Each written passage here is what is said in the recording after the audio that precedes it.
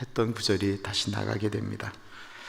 하나님께서 오늘 우리에게 주시는 말씀은 시편 6편 1절에서부터 10절까지 말씀입니다.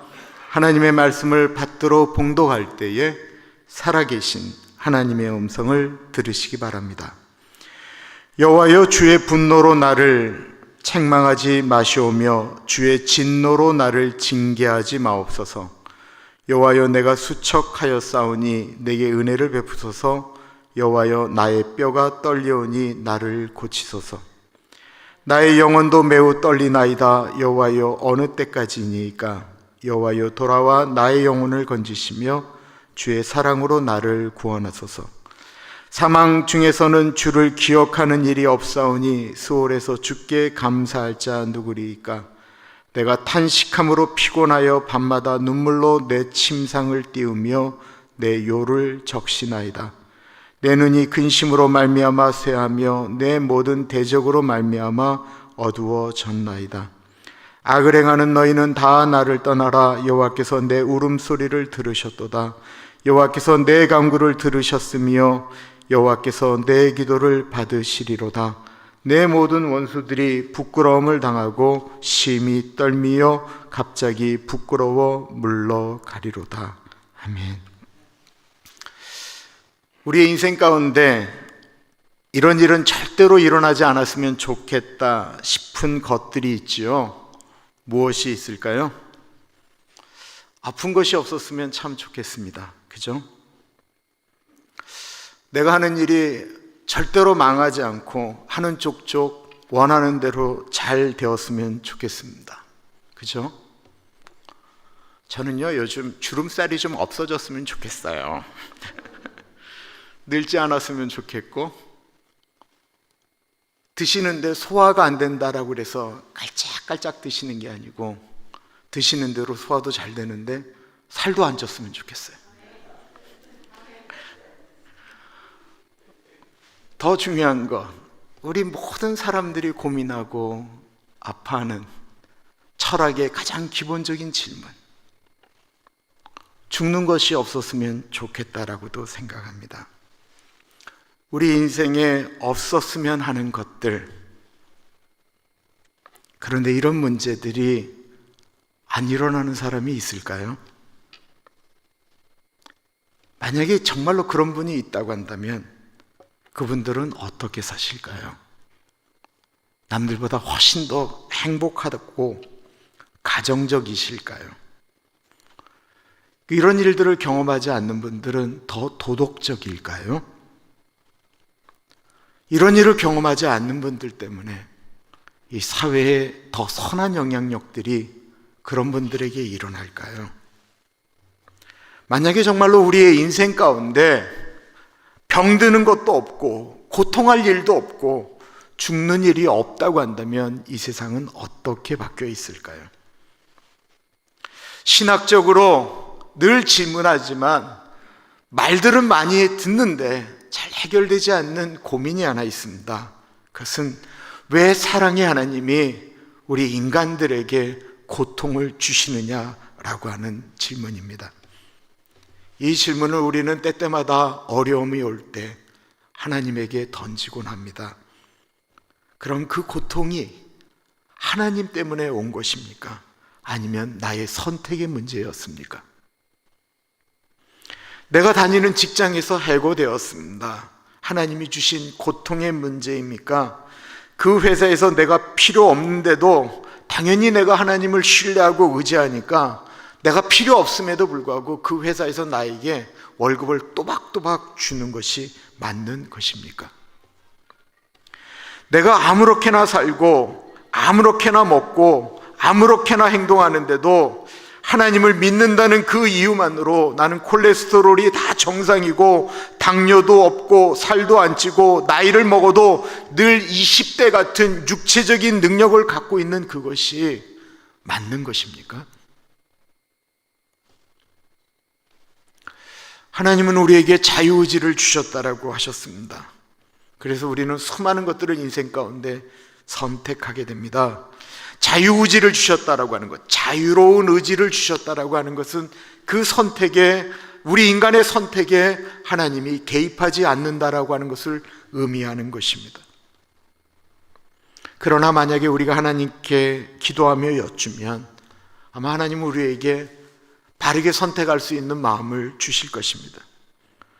말씀도 주셨습니다. 그러나 많은 사람들이 하나님이 주시는 마음과 자신의 생각과 다를 때 자신이 원하는 것을 선택할 때가 참 많이 있습니다. 하나님의 뜻을 알면서도 자기의 의지를 따라 선택하는 것, 분명히 자기의 의지의 선택인데 성경은 그것을 불순종이라고 말을 합니다. 그렇다고 한다면 내가 선택을 잘못해서 일어난 일에 대해서 하나님이 정말로 선하시다고 한다면 그 일에 어떻게 간섭하시는 것이 옳은 일일까요?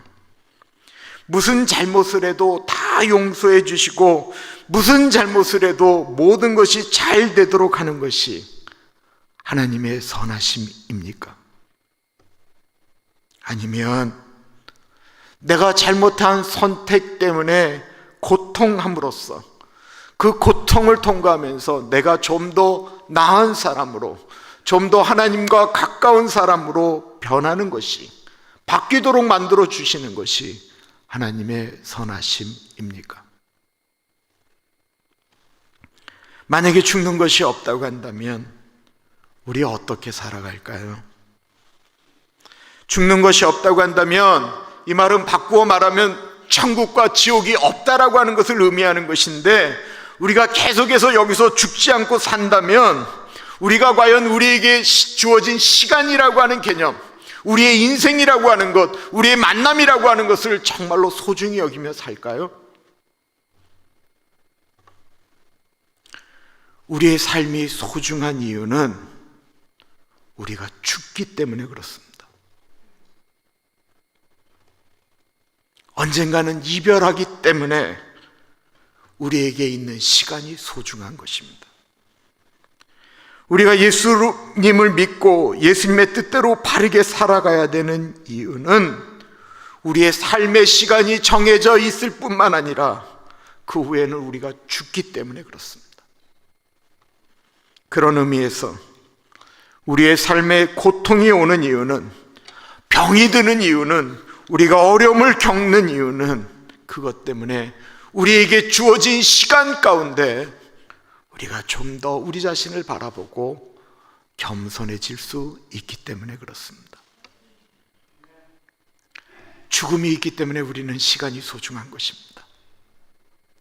만남이 소중한 것이고 사람이 소중한 것이고 내가 하는 일이 소중한 것입니다.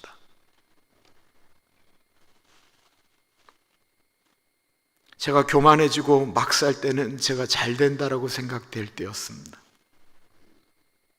더 무서운 것이 있다고 한다면 잘 되는 사람들은 다른 사람들을 무시할 가능성이 높습니다. 자기가 모든 것을 잘해서 괜찮아서 문제가 없다라고 생각할 때가 있습니다.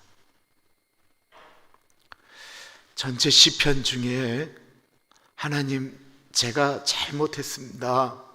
제가 정말 잘못했으니까 저를 좀 용서해 주십시오 라고 하는 것을 참회시라고 불러요. 시편에는 참회시가 7편이 있는데 시편 6편, 25편, 32편, 38편, 51편, 130편, 143편, 그 참회시의 가장 첫 번째 시작되어지는 참회시가 바로 오늘 우리가 읽은 시편 6편입니다. 시편 저자 엄밀한 의미에서 다윗이 지금 아주 심한 병에 걸렸습니다. 일반적으로 병이 걸렸던 것 혹은 고통의 문제를 겪는 것을 우리의 죄 때문이라고 생각하시면 안 돼요. 그런데 이 참회시를 쓸 때는 다윗이 내가 지금 이 병이 걸리고 이 어려움을 겪는 건 나의 죄 때문이다라고 생각하면서 이 참회시를 썼어요. 그러면 다윗은 우리가 알지 못하는 어떠한 큰 잘못 때문에 육체적으로 아주 심한 고통을 겪고 있습니다. 얼마나 큰 고통이었을까요? 다윗이 제발 좀 살려달라고 부르짖고 있습니다. 1절부터 3절입니다. 여호와여, 주의 분노로 나를 책망하지 마시오며 주의 진노로 나를 징계하지 마옵소서. 여호와여, 내가 수척하여 싸우니 내게 은혜를 베푸소서. 여호와여, 나의 뼈가 떨리오니 나를 고치소서. 나의 영혼도 매우 떨리나이다. 여호와여, 어느 때까지니까.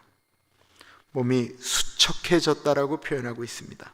수척하다라는 말은 이렇게 건강했던 몸이 이렇게 살이 빠지면 약해진 상태로 보면 우리가 오랜만에 보면 왜 이렇게 살이 수척해졌냐라고 표현을 하죠. 그런데 그 정도 이야기하는 게 아니에요. 2절을 보시면 뼈가 떨린다라고 말씀하고 있죠. 뼈가 떨리는 것을 경험해 보셨을 거예요. 그냥 추울 때도 뼈가 떨리는데 저는 아무래도 목회자다 보니까 이제 하나님의 부르심이 가까운 분들을 볼 때가 종종 있잖아요. 그러면 건강하셨던 어른이 병원에서 드시지 못하고 소화를 못 시키니까, 생기지를 못하시니까 어느 순간에 보면 이 허벅지, 이 다리가요 마른 장작같이 변해 있는 것들을 보게 돼요. 진짜 살이 뼈에 붙어갖고 그냥 막대기 같아요. 그리고는 그게 이렇게 떠시는 거예요.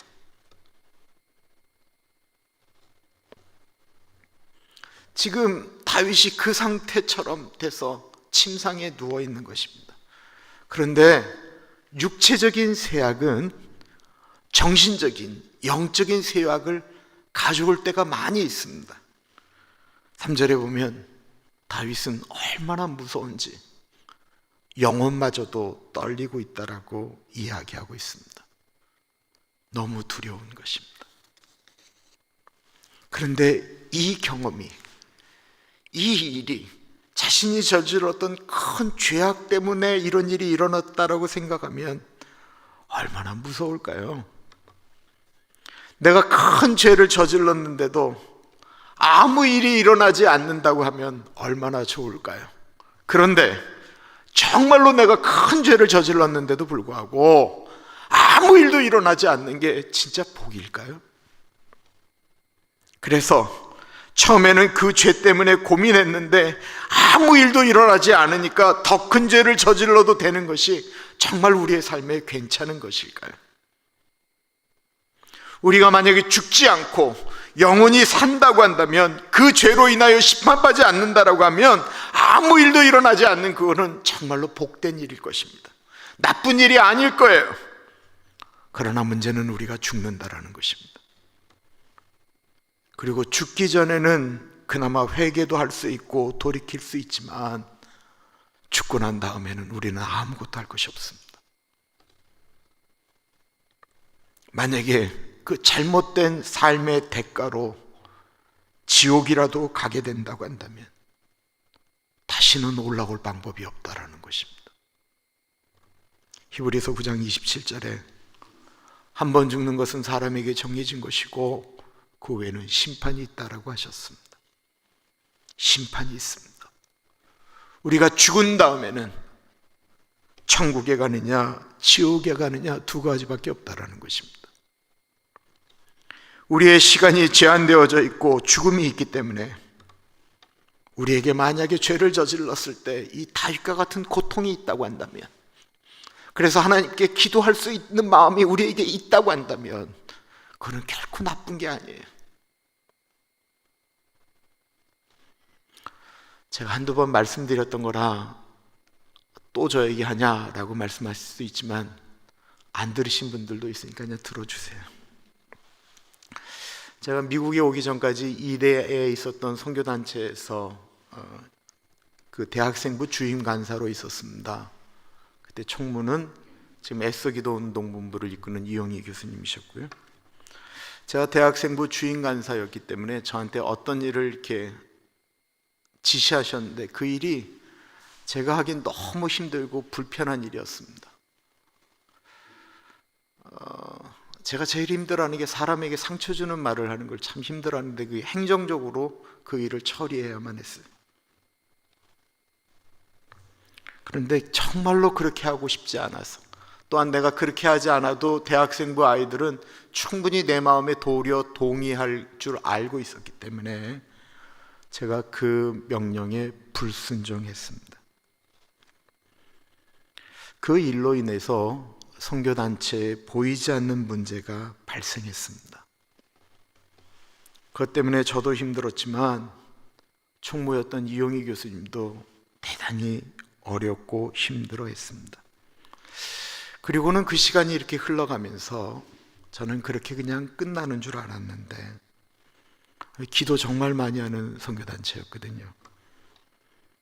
어느 날 총무님이 저를 부르셨어요.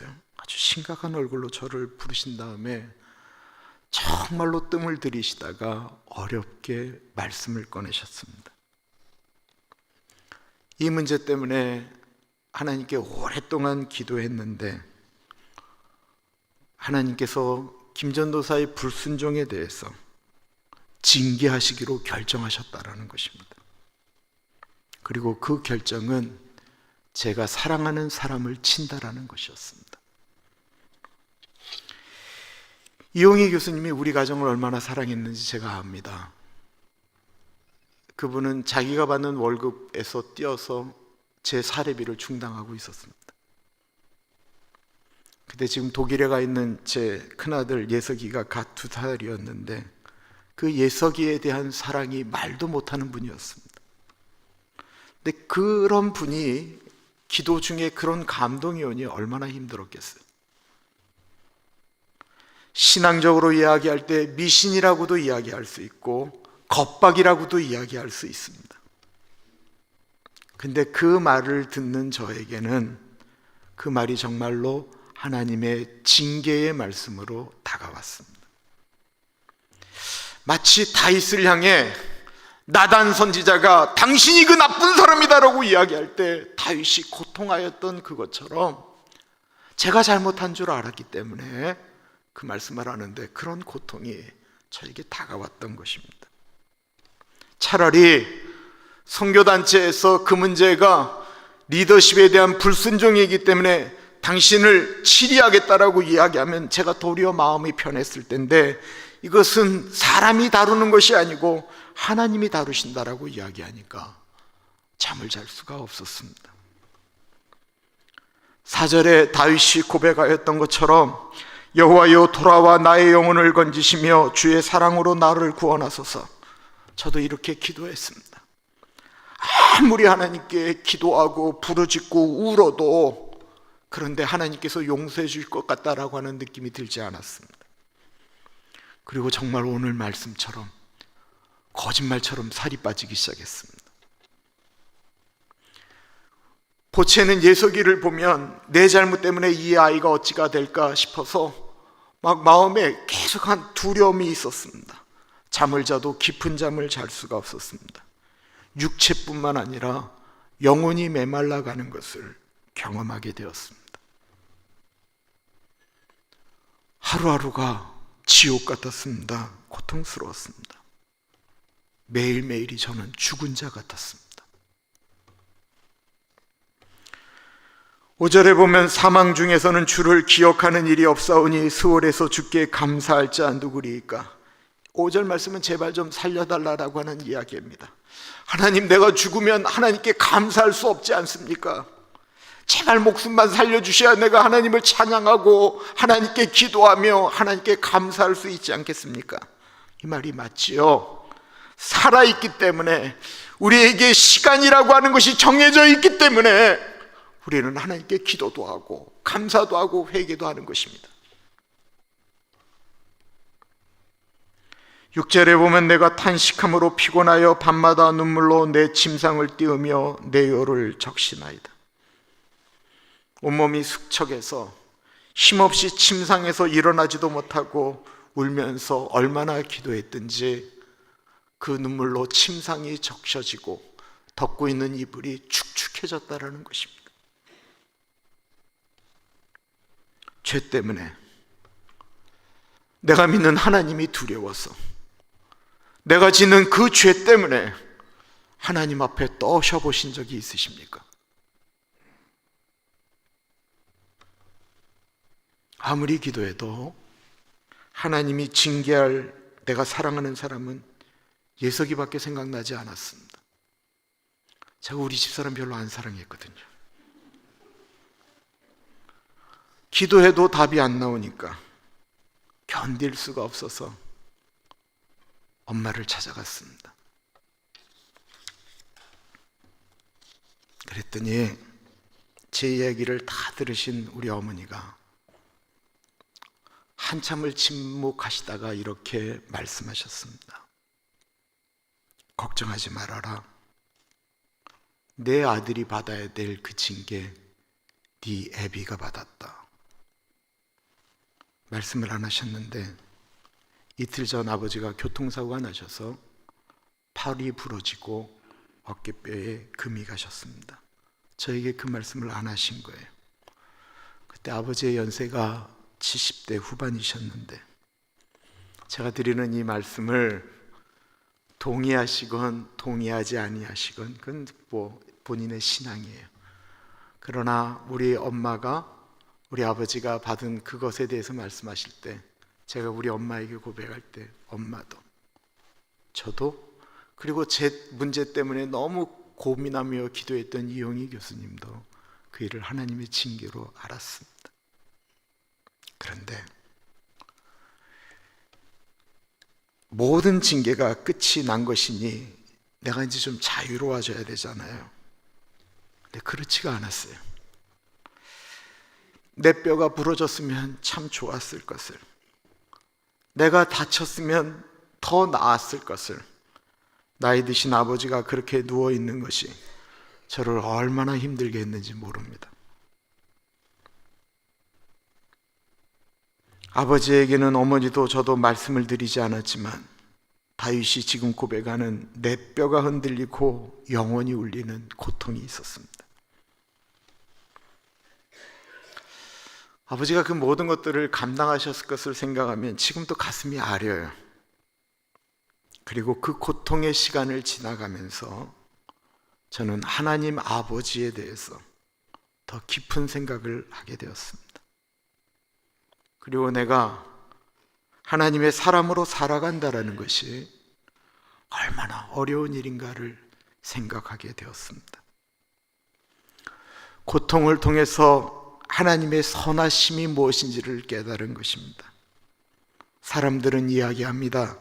왜 선하신 하나님이 그렇게밖에 못하시느냐라고 말입니다.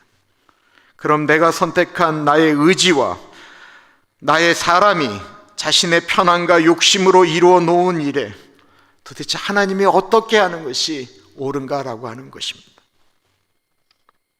무엇을 해도 봐주는 것이 하나님의 사랑일까요? 아니다라는 것입니다.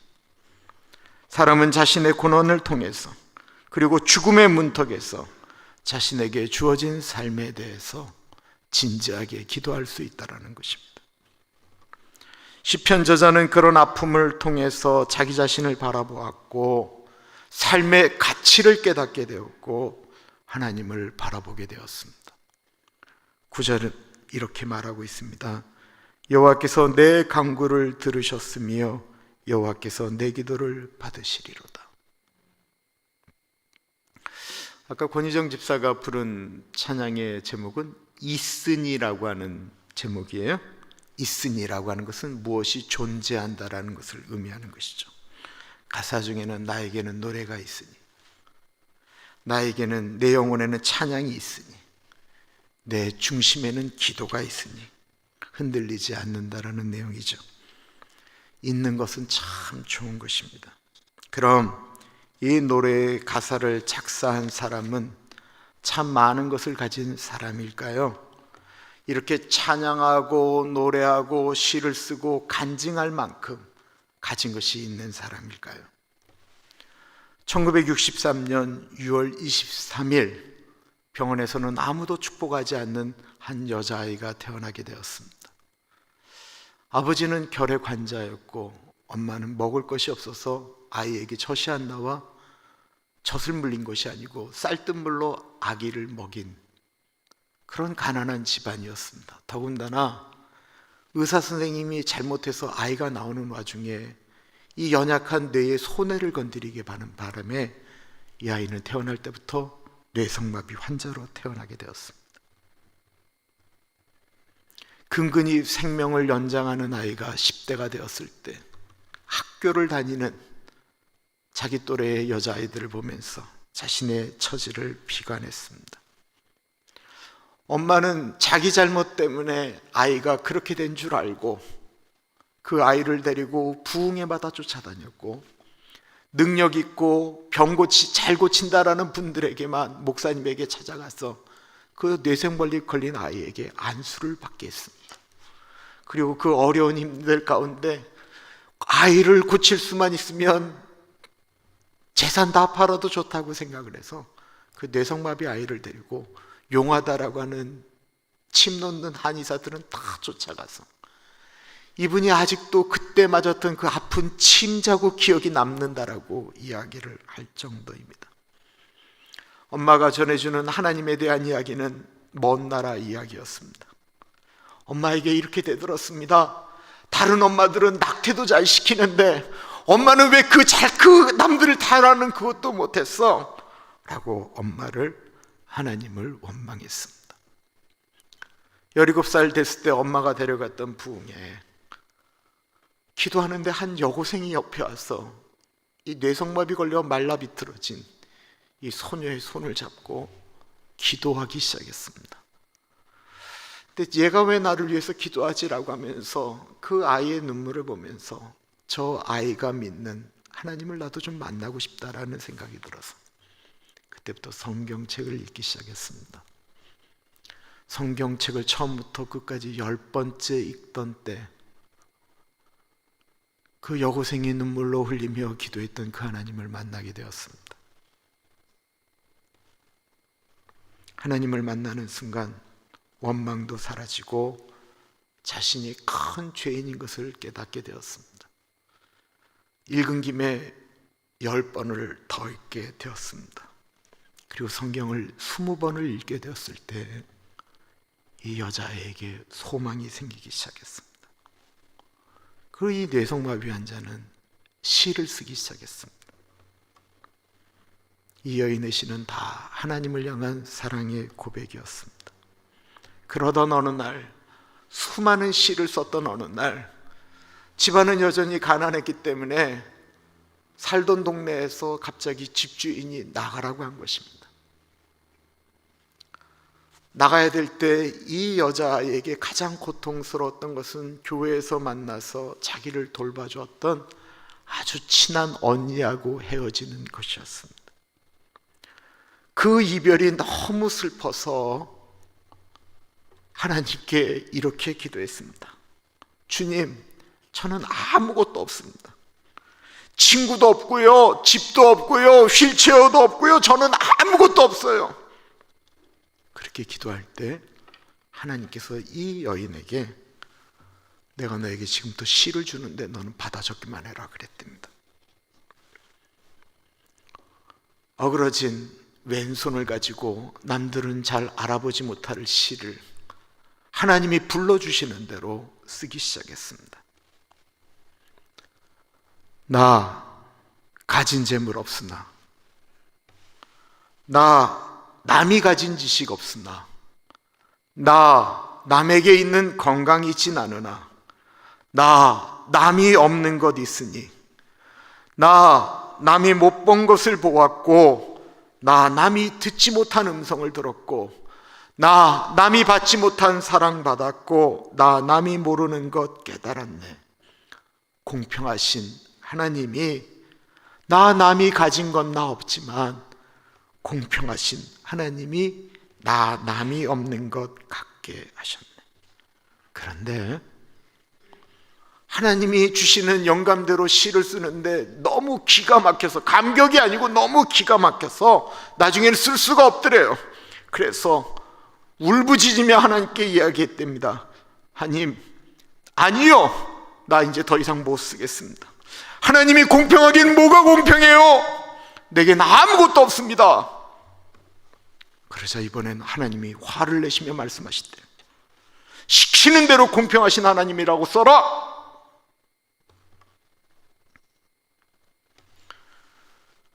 이 자매는 하나님의 고집을 자신이 꺾을 수 없음을 알았습니다. 그리고 하나님이 시키는 대로 쓴 시가 우리가 찬양 가운데 듣는 나라고 하는 시입니다. 그리고 그의 간증은 1983년도에 극동 방송을 통해서 전국으로 나갔습니다.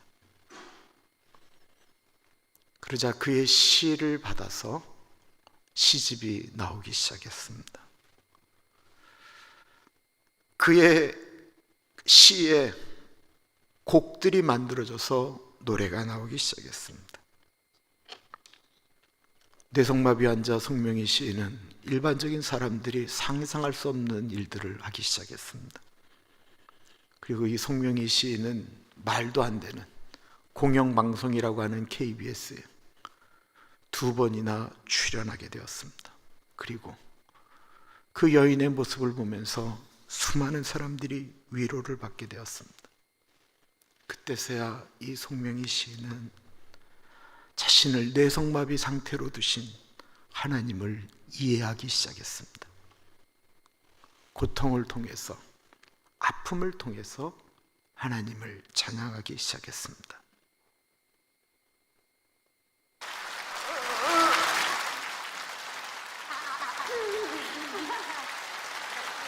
네, 선생님 지금 몸이 좀 불편하심에도 불구하고 이렇게 저희 자리를 빛내주셔서 너무 감사드리고요. 지금 저희가 앞에서부터 공연을 쭉 하고 있는데 오늘 공연은 어떠신가요?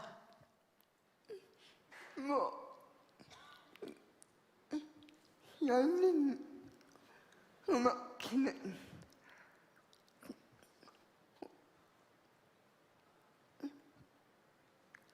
가장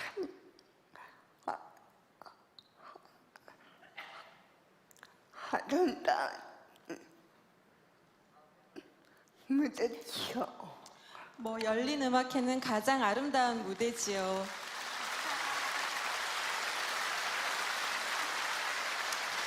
선생님은 항상 아름다운 시로 저희들과 소통을 하고 또 저희들에게 희망의 메시지를 많이 전달해 주고 있습니다. 선생님께서 오늘 많은 분들에게 또 좋은 메시지 하실 말씀 있을 것 같아요. 선생님 좀 전달해 주세요. 꼭 여러분에게 드리고 싶은 말씀이 있습니다. 이 세상에는 아직도 불공평이 많아요. 그래야 우리나라에는 공의와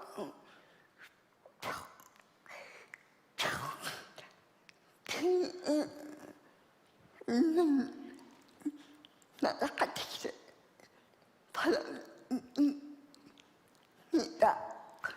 그래서 모두가 잘 사는 나라, 자연을 배려하는 나라가 되기를 바랍니다. 그래서 모두가 잘 사는 나라, 장애인을 배려하는 나라가 되었으면 합니다. 선생님 말씀 너무 감사합니다.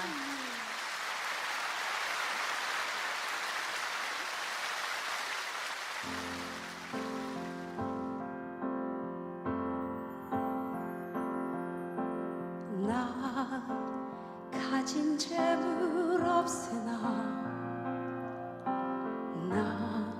남이 가진 지식 없으나 나 남에게 있는 건강 있지 않으나 나 남이 없는 것 있으니 나 가진 재물 없으나 나 남이 가진 지식 없으나 나 남에게 있는 건강 있지 않으나 것 있으니 난 남이 못 본 것을 보았고 나 남이 듣지 못한 음성 들었고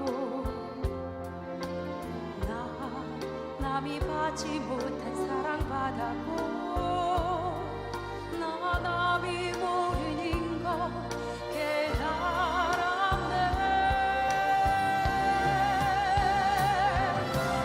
영원하신 하나님이 나 남이 가진 건 나 없지만 영원하신 하나님이 나 남이 없는 것 갖게 하셨네.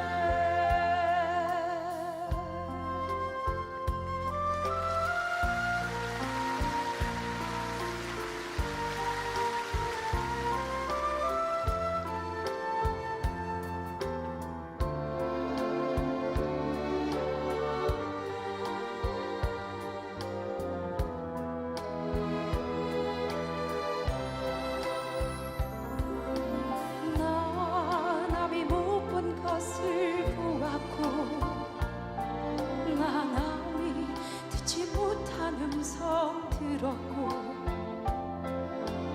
나 남이 받지 못한 사랑 받았고 나 남이 모르는 것 깨달았네.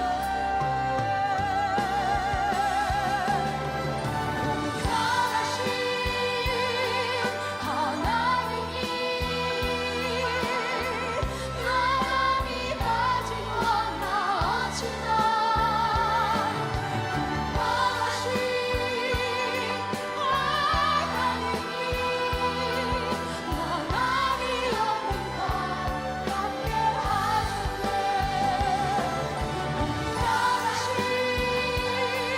영원하신 하나님이 나 남이 가진 건 나 없지만 영원하신 하나님이 나 남이 없는 것 갖게 하셨네. 나 남이 없는 것 갖게 하셨네. 나 남이 없는 것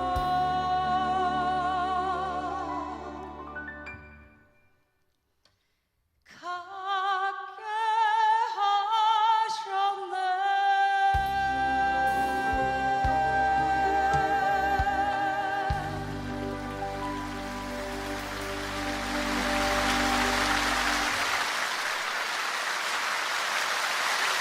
저는 고통이, 아픔이 뇌성마비로 태어난 것이 축복이다라고 말씀드리는 것 절대로 아닙니다.